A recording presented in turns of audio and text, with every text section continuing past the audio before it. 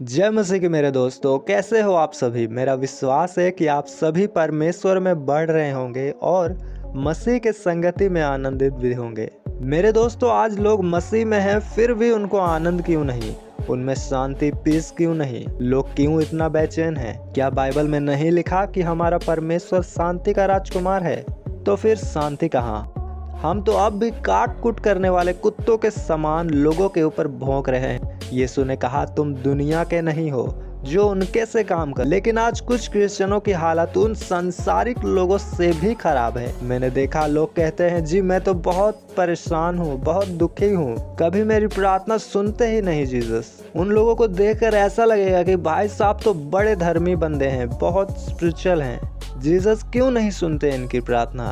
पर जब practically check करो उनके लाइफ में तो पता चलता है कि दिक्कत क्या है। परमेश्वर बिना वचन के काम नहीं करता। आप उनको पूछो कि आपके प्रॉब्लम का हल बाइबल में कहाँ लिखा है, कौन सा वचन है आपके लिए, क्या आपको पता है? वो कहेंगे नहीं जी। फिर प्रार्थना इफेक्ट कैसे डालेगी आपके जीवन में? कैसे आप डिलीवर होंगे दिक्कतों से? आपको क्लेम करना होगा वचन। क्यों चर्च में सरमन सुनाने से पहले पापा जी बोलते हैं कि बाइबल को हाथ में उठा के प्रेयर करो? क्योंकि मेरे दोस्तों, खुद कुछ नहीं होगा, आपको काम करना होगा, वचन यूज करना होगा, उसे क्लेम करना होगा, वचन के तलवार को हाथों में उठाना होगा। पर कुछ लोग बहुत ही चंट होते हैं। वो बोलेंगे, हाँ हमको मालूम है, वचन लिखा है कि मांगो तो तुम्हें दिया जाए। हाँ लिखा है, लेकिन किसे दिया जाएगा? लिखा तो ये भी है कि तुम्हारे स्वर्ग पिता तुम्हारा मांगने से पहले जानता है कि तुम्हारी आवश्यकता क्या है। लेकिन मेरे दोस्तों, दिया उसे जाता है, बाइबल कहती है, जो मजदूरी करता है, जो मेहनत करता। व्यवस्था विवरण की पत्री 24 अध्याय का 15 में लिखा है, यह जानकर कि वह दीन है और उसका मन मजदूरी में लगा रहता है, मजदूरी करने ही के दिन सूर्यास्त से पहले तू उसकी मजदूरी देना, ऐसा ना हो कि वह तेरे कारण यहोवा की दुहाई दे और तू पापी ठहरे। यहाँ ये बाइबल के स्पिरिचुअल रूल्स है, जिसके विषय में कहा गया है कि ये ताया हुआ वचन है, परखा हुआ है, कभी फेल नहीं होता। लिखा है मजदूरी उसे दे, ये जानकर क्योंकि वो दीन है और उसका मन मजदूरी में लगा रहता है। हालेलुया। इसका मतलब उसका मन भटकता नहीं, वो इधर उधर का फालतू काम नहीं करता, वो फोकस के साथ काम करता है जो उसे करने को दिया जाता है। पर आज के क्रिश्चियन क्या करते हैं? परमेश्वर ने कहा पवित्र बन, परमेश्वर ने कहा कोई गंदी बात तुम्हारे मुंह से ना निकले, उसने कहा अपना कमाई का 10वांश भवन में ले आ। लेकिन आज लोग व्यभिचार में लगे हैं, पूरा पैसा अपने जरूरतों में उड़ा देते हैं, गंदा मजाक, दूसरों की निंदा उनके मुंह में रहती है, अपने आप की सुंदरता में इतराते हैं। अगर उनके सामने कोई थोड़ा दूसरे रंग का इंसान आया तो वो लोग उसे खुद से खराब समझते हैं। पर आत्मिकता कहती है किस चीज का घमंड करना, बस ये हमारे शरीर के चमड़ी का लेमिनेशन अलग है, बाकी वही कंकाल और वही मांस है असलियत में सबके अंदर में। और एक दिन ये चमड़ी भी साथ छोड़ देगी। फिर किस बात में दूसरों को बुरा समझोगे? बाइबल कहता है अपने किसी चीज का घमंड मत करना। बाइबल का एक एक जो भी आज्ञा है वो आपके और मेरे लिए एक काम है, खुदावंद की ओर से, उसे हमें करना है। पर जब हम कैजुअली लेते हैं वचनों को और उसे पूरा नहीं करते हैं तो हमें प्रॉब्लम्स को फेस करना पड़ता है। लिखा है उसको मजदूरी शाम तक दे दे, और इसलिए क्योंकि उसका ध्यान मजदूरी में लगा रहता है। हालेलुया। जो काम उसे दिया गया है उसे वो ईमानदारी से करता है, लॉ लगा कर करता है। इंग्लिश के बाइबल में लिखा है कि उसका लाइफ डिपेंड करता है उस मजदूरी में। और जिस चीज में जिसका लाइफ डिपेंड करता है उस काम को कैसे किया जाता है, एक गरीब मजदूर को पूछो। वो अपना खाना और पीना छोड़कर उस काम में लगा रहता है, दिन रात पसीना बहाता है, वो डिस्ट्रैक्ट नहीं होता, वो इधर उधर घूमने, नशा करने और बुराइयां करने नहीं चाहता, वो अपने कामों को ईमानदारी से करता है क्योंकि उसका लाइफ डिपेंड है, उसे घर चलाना है, अपने परिवार को देखना है। हालेलुया। हमारा परमेश्वर ऐसा है कि उसका दिया गया हर एक काम सिर्फ हमारे फायदे के लिए ही है। संसार का काम उनका फायदा करवाता है जो काम हमसे लेते हैं, लेकिन परमेश्वर का काम हमारा फायदा करवाता है, और यही काम हमें करना बहुत भारी लगता है। मेरे दोस्तों, वो कहता है मेरे लोगों को इसलिए भी मजदूरी मिलनी चाहिए क्योंकि वो दीन है, लिखा है। और यीशु मसीह ने कहा धन्य है वो जो दीन है, क्योंकि स्वर्ग का राज्य उनका है। वो बस यहाँ स्वर्ग हमें ले जाने की बातें नहीं करता, वो इसी धरती को भी आपके और हमारे लिए स्वर्ग बनाने की भी बात कर रहा है। अगर वो कहता है घमंड नहीं करना, तो इसलिए कि आप नाश ना हो जाएं। नीति वचन 16 अध्याय का 18 में लिखा है, विनाश से पहले गर्व और ठोकर खाने से पहले घमंड आता है। अगर मेरे दोस्तों आपके घर में फर्श है और आपके बच्चे पानी गिराकर उसके ऊपर चलें और गिर ना जाएं, फिसल ना जाएं, इसलिए आप उनको हर बार समझा कि पानी मत गिराना। जब भी वो हाथ में गिलास लेते हैं, आप कहते हैं पानी मत गिराना, संभाल कर चलना। क्यों? क्या आप उसे काम दे रहे हो ये कि पानी नहीं गिराने का काम?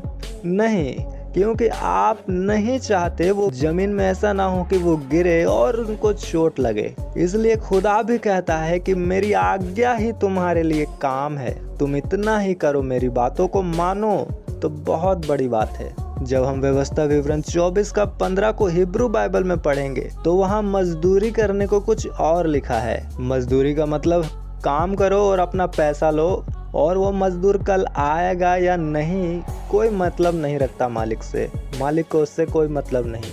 हाँ, इतना है कि वो जितना काम किया है उसे मिल जाएगा उसका पेमेंट। पर हिब्रू बाइबल का 7939वां शब्द साकार, जिसमें मजदूरी का अर्थ है पेमेंट ऑफ कॉन्ट्रैक्ट, लिखा है पेमेंट ऑफ कॉन्ट्रैक्ट।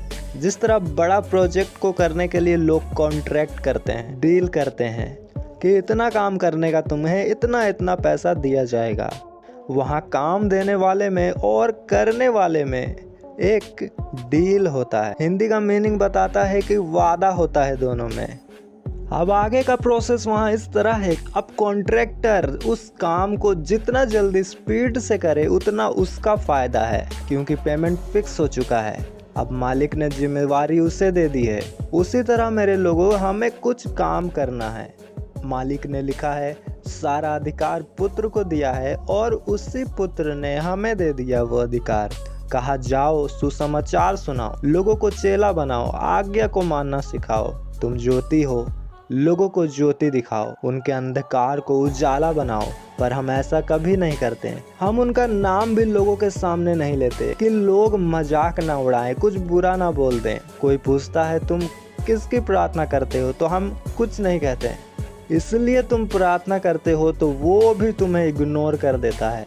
कुछ लोग काम करते हैं वचन से, पर कभी कभी, आज पवित्रताई हो गया, कल व्यभिचार हो गया, आज दाखरस पी लिए प्रभु भोज में और कल दोस्तों के साथ दारू पी लिए। इसलिए भाई लोग प्रॉब्लम में हैं। अपनी गलती नहीं बताते लोग। भाई कॉन्ट्रैक्ट हुआ है हमारा जीसस के साथ। हम जितना लेट करेंगे अपने काम में उतना लेट होगा काम, उतना लेट होगा ब्लेसिंग आने में। और कभी ऐसा भी होगा कि हम रिजेक्ट कर दिए जाएंगे, क्योंकि लिखा है जिसका मन मजदूरी में लगा रहता है उससे मजदूरी दिया जाएगा।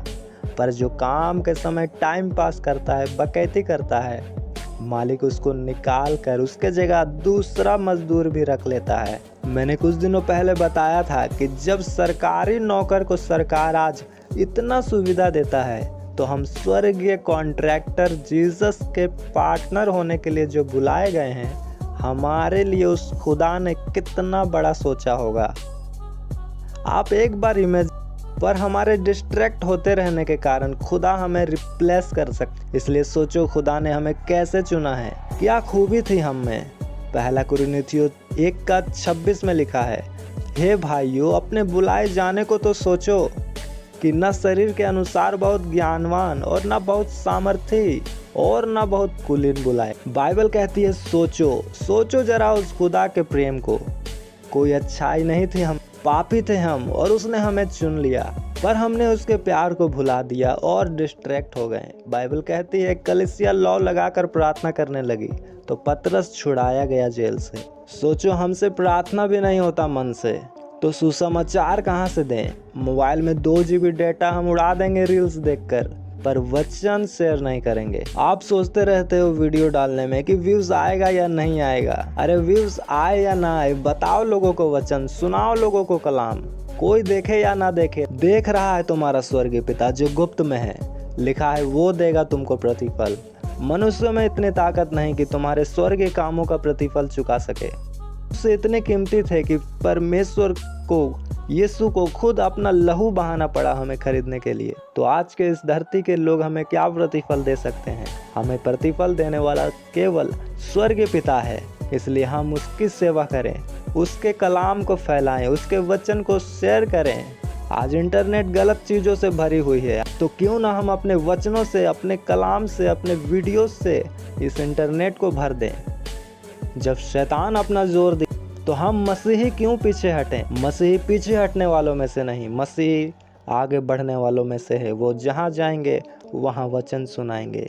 पर आज हम सोचते ही रह जाते हैं, करते कुछ नहीं। सोचते हैं आज करेंगे, कल करेंगे, इसी सोच में दिन निकल जाता है। बाइबल कहता है शापित है वो जो यहोवा का काम आलस्य से करता। और हम सोचते हैं छोड़ो, कल रख लेंगे फास्ट, कल कर लेंगे प्रेयर, कल से छोड़ देंगे लड़की देखना। हमारा ये काम है ही नहीं भाई। लिखा है अपने बुलाए जाने को तो सोचो।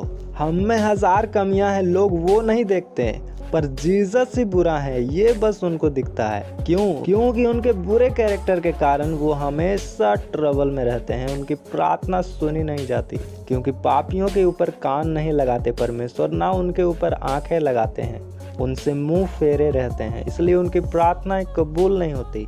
मैं एक रियल कहानी आपको बताता हूँ। एक बार एक सिस्टर थी, वो पास्टर बनने ही वाली थी, पवित्र आत्मा से भरी हुई थी, और बाकायदा दोस्तों मैं उनको जानता था। पर शैतान है कि हर एक को गिराने की कोशिश करता ही रहता है, और बहुतों में कामयाब भी होता है। तो शैतान ने उनको भी गिराना चाहा, क्योंकि वो बढ़ रही थी मसीहत में। तो शैतान ने उनके लिए एक नॉन बिलीवर लड़का भेजा। फिर पहले उनकी दोस्ती हुई, बातें हुई, और आगे फिर दोनों रिलेशनशिप में आ गए। फिर उस सिस्टर ने मुझसे एक दिन बातें की, मुझे बताया और पूछा कि ब्रदर ऐसा ऐसा बात है, मैं क्या करूं? क्या मैं इससे शादी कर लूं, ये कर लूं, वो कर लूं, दिस दैट। मैंने बोला सिस्टर ये बाइबल के खिलाफ है। अगर आप परमेश्वर से प्यार करती हो तो उस बंदे से दूर चले जाओ, क्योंकि ये बिब्लिकली नहीं है। मैंने जो था वो क्लियर उनको बता दिया, क्योंकि जब लोग मुझसे पूछते हैं तो मैं कुछ देखता नहीं हूँ। मैं जो होता है सच मैं वो सीधा बोलता हूँ, फिर उनको बुरा लगे या अच्छा लगे इससे मुझे फ़र्क नहीं पड़ता। पर जब मैंने उनको बताया तो फिर उनकी मर्ज़ी होती है, तो वो नहीं माने। क्योंकि जब एक क्रिश्चियन इन सब रिलेशनशिप में पड़ता है तो आप समझ लो कि क्या क्या वो बोल सकता है वचन से उल्टा पुल्टा करके। तो अब देखो दोस्तों कि वहाँ शैतान को एक पॉइंट मिल गया, उसे रास्ता मिला, और जैसे ही उसे रास्ता मिला उसने एंटर किया लाइफ में उनके, और एंटर किया तो उसके लाइफ में काम करना शुरू किया, उनके घर में काम करना शुरू किया। धीरे धीरे फुल प्रॉब्लम क्रिएट हो गया उसके घर पर, और जो कि परमेश्वर नहीं था अब उनके लाइफ में, तो प्रार्थना भी कबूल नहीं हो रहा था, प्रार्थना भी सुना नहीं जा रहा था। क्योंकि जैसे ही हम पवित्र आत्मा को शोकित करते हैं, पवित्र आत्मा हमसे दूर जाता है, और पाप जहाँ होता है, मैंने बताया कि वो परमेश्वर फिर आपसे मुंह फेर लेता है, और आपकी प्रार्थना ही नहीं सुनी जाती जब तक आप तौबा नहीं करते। फिर प्रार्थना का उत्तर नहीं आया तो जो कहते थे कि अपने बॉयफ्रेंड का उद्धार करवा लूँगी मैं, वो खुद मूर्तियों के पास चली गई दोस्तों। इसलिए बाइबल कहता है शैतान को अवसर मत दो, जैसे ही वो आना चाहे उसके सर को सीधा कुचल दो, परंतु यीशु को अवसर दो। वो हेवनली लाइफ देगा आपको। डिस्ट्रैक्ट होकर आलस करके प्रभु का काम में मत रुको। यीशु वही करता था जो व्यवस्था में लिखा था, इसलिए उनके बारे में कहा जाता था कि यीशु ने ये किया वो किया, क्योंकि लिखा है। और यीशु ने कहा यूहन्ना की पत्री 4 अध्याय का 34 में, यीशु ने उनसे कहा मेरा भोजन ये है कि अपने भेजने वाले की इच्छा के अनुसार चलूं और उसका काम पूरा करूं। तो मेरे दोस्तों, जब भेजने वाले ने ये भी लिखा है कि मजदूर को मजदूरी दे, तो क्या पिता की बात अधूरी छोड़ने वाला यीशु है वो?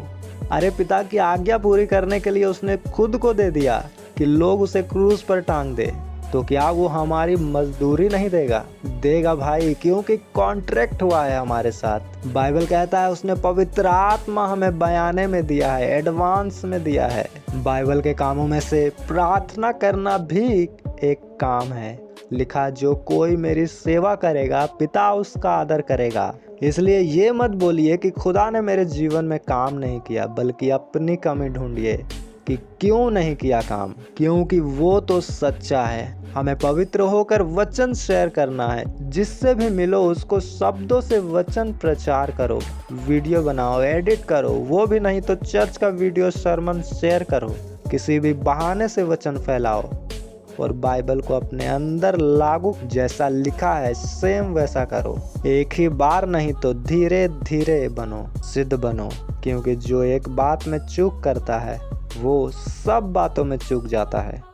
याद रखें, अगर हम सेवा नहीं करते खुदा का तो शैतान हमारे अंदर क्योंकि उसने भी सेवा करना ना चाहा था परमेश्वर का, और वो अपने जैसे लोगों को ही ढूंढता है और घुस जाता है अपने ग्रुप को लेकर उसके अंदर सीधा।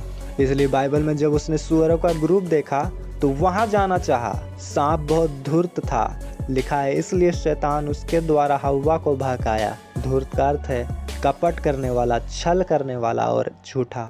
इसलिए मेरे दोस्तों, उसके तरह हल्का सा भी ना बने, वरना क्रिश्चियनिटी में आप बैड एग्जाम्पल होंगे। और कोई क्रिश्चियन आप में से किसी को ऐसा मिले तो मेक श्योर करें कि वो वचन में चलते हैं कि नहीं। आप जीसस को जज ना करें, क्योंकि वो भला परमेश्वर। तो आज के लिए इतना ही, हम फिर मिलेंगे किसी और वीडियो में परमेश्वर के एक वचन के साथ। आप सभी को मसीह में शालोम। मैं तेरे बड़े कामों का चर्चा करूँगा, तेरी शान जलाली है तारीफ करूँगा। मैं तेरे बड़े कामों का चर्चा करूँगा।